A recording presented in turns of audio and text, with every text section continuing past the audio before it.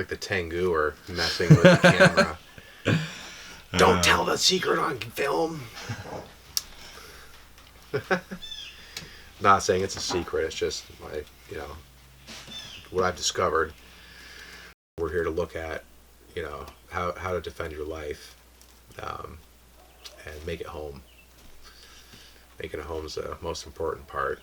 What I'm looking for is pushing forward an overlapping principle that is showing results.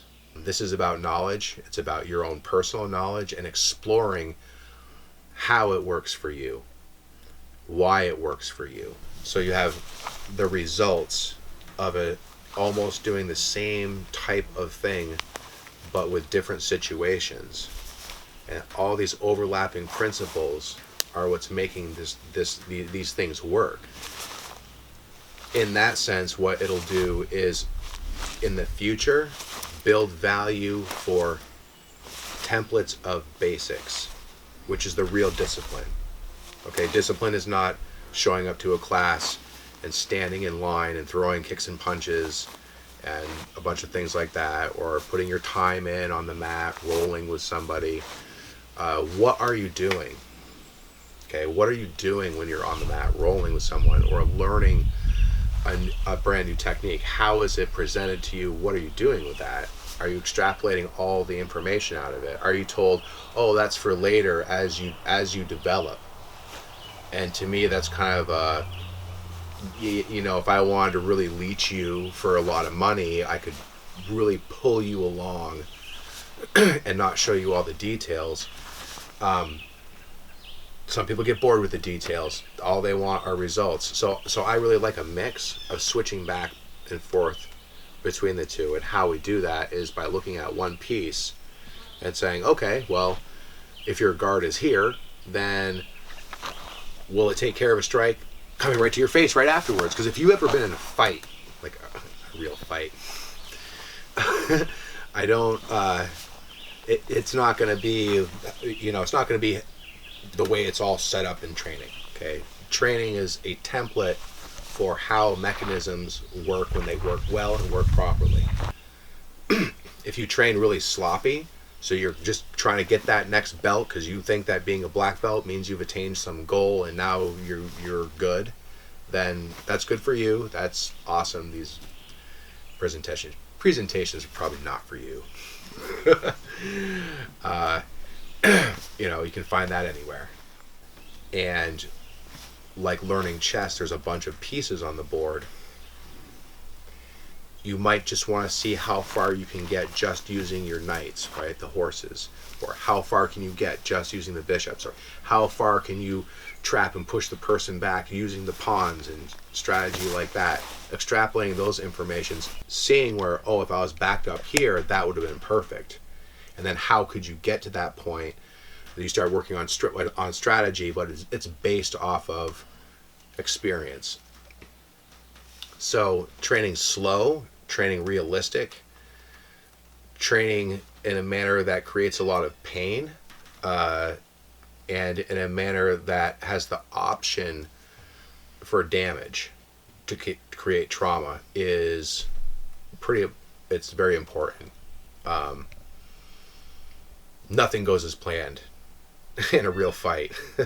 Nothing.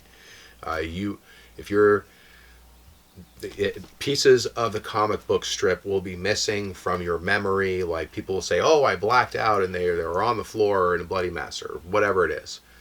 Or I blacked out and all I knew I was getting hit and kicked by a bunch of people. So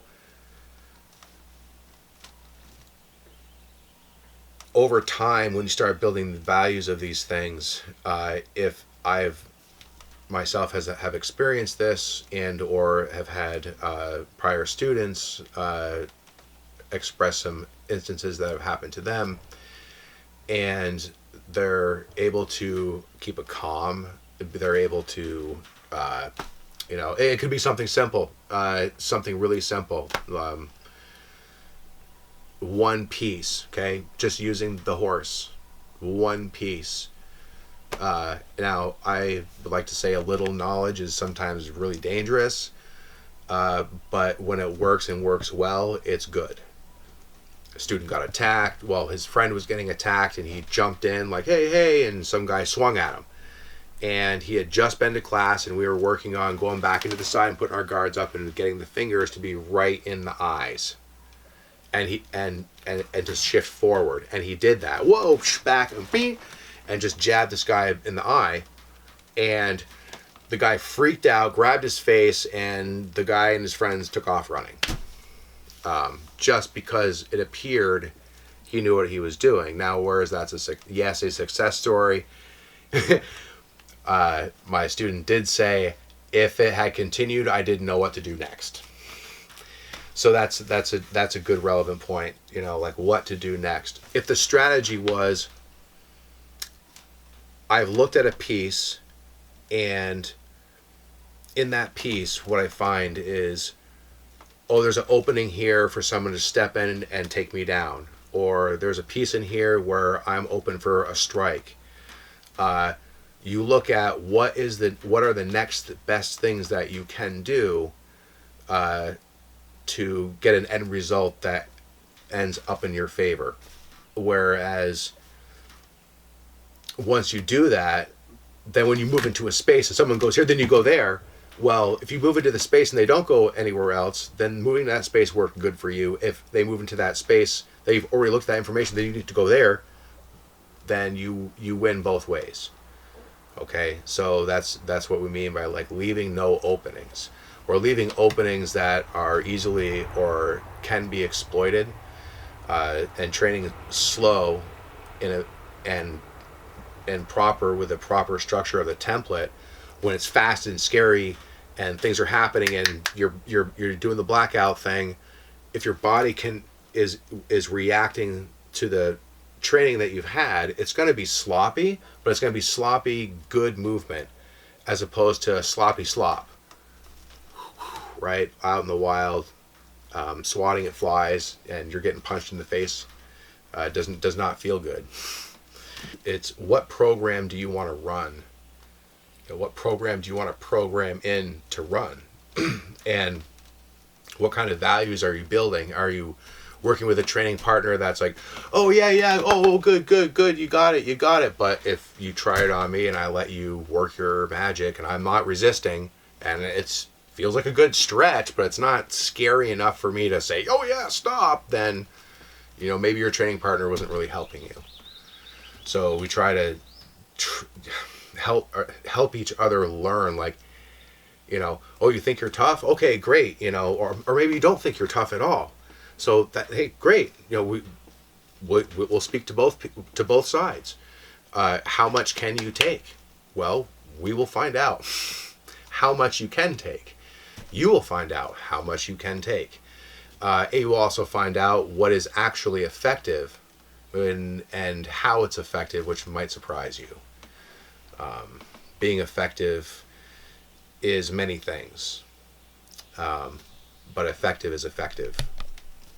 So be very careful if you're spending money on martial arts training, and if you're an instructor, it's up to you to keep it honest. I'm not going to tell you what to do. Yeah.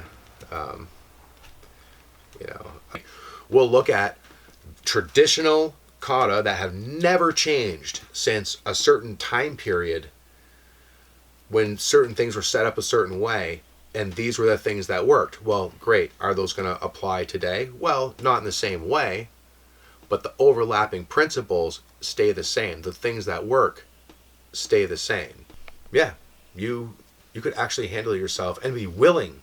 Okay, willing, not just, oh, I know you could defend yourself, because everybody can defend themselves without even any training. You can defend yourself, but will you defend yourself?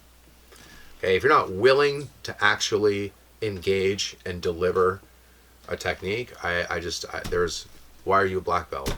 Wait to be a black belt to learn how to use weapons. I'll start you off learning weapons right off the bat to show you the relevance of why we're doing what we're doing. Because it all lines up. It's all connected. It's the most complete martial art I've ever studied. it would seem probably incomplete if you only stuck around in a certain time period and didn't continue your training to find out and explore all the other areas of it. And some of the areas is self-exploration, okay? Camouflage and stealth. Well, there's other places like the Root School and things that offer some courses there that, you can take that kind of like look into those types of areas. I can show you some stuff, but it's like play with it on your own. We're here to look at, how to defend your life, and make it home. Making it home is the most important part.